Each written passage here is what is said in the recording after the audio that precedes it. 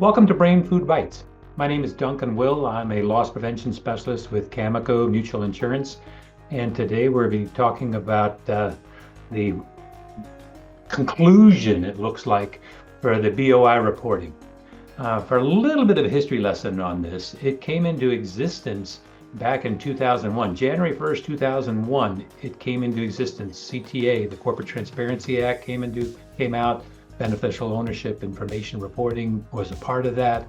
And it got on accountants' map, shall we say. Headwinds were coming about 2 years ago when we started to realize, whoa, 2024 is when it's going to become effective for people.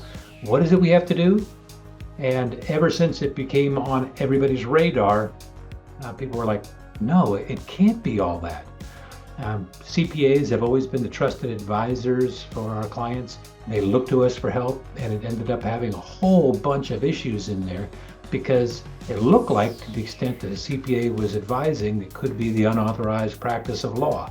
So some CPAs said, no, can't touch this. I will touch it if it's just answering a few questions here, and I'll certainly be willing to fill out the forms for you if you clients tell us what ends up having to go on this.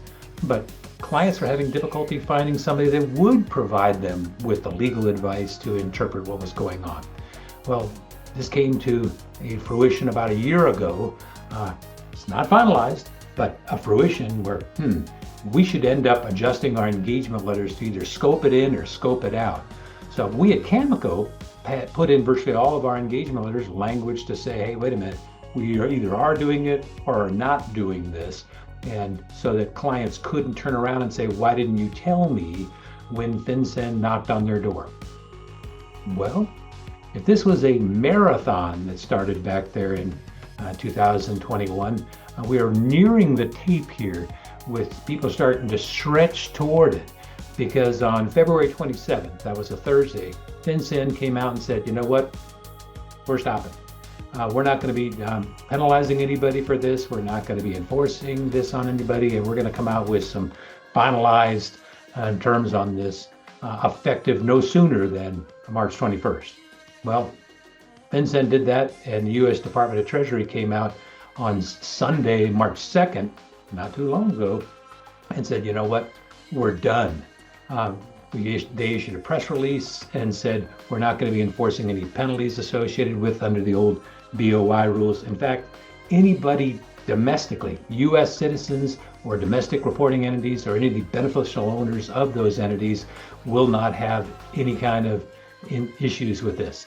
Basically what they're saying is we will put out some guidance, but it's only going to be impacting those people that are not U.S. citizens, not domestic reporting entities, and not their owners, basically foreign operators. So wait a minute, they haven't come out with that guidance yet. It's imminent. Right now, CAMICO's engagement letters still have that language in there. So if you're going to CAMICO's website or you have your own, you might be wanting to think, maybe we should be culling that out because it looks like we don't need to be addressing that any longer. But CAMICO hasn't pulled that out yet. We will as soon as that finalized language comes out. But we've come out with guidance on this. We put out an alert on this. We've got a client notification on this. And that's really what we're hoping that CPAs will do.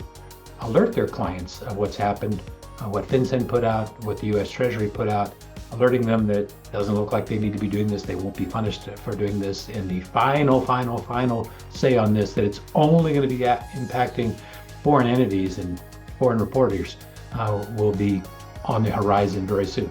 So this is really, really good news. It's something that the profession has been looking for and hoping they would get, and it looks like it's right on the horizon. So wonderful news. I love it when I can tell you people that.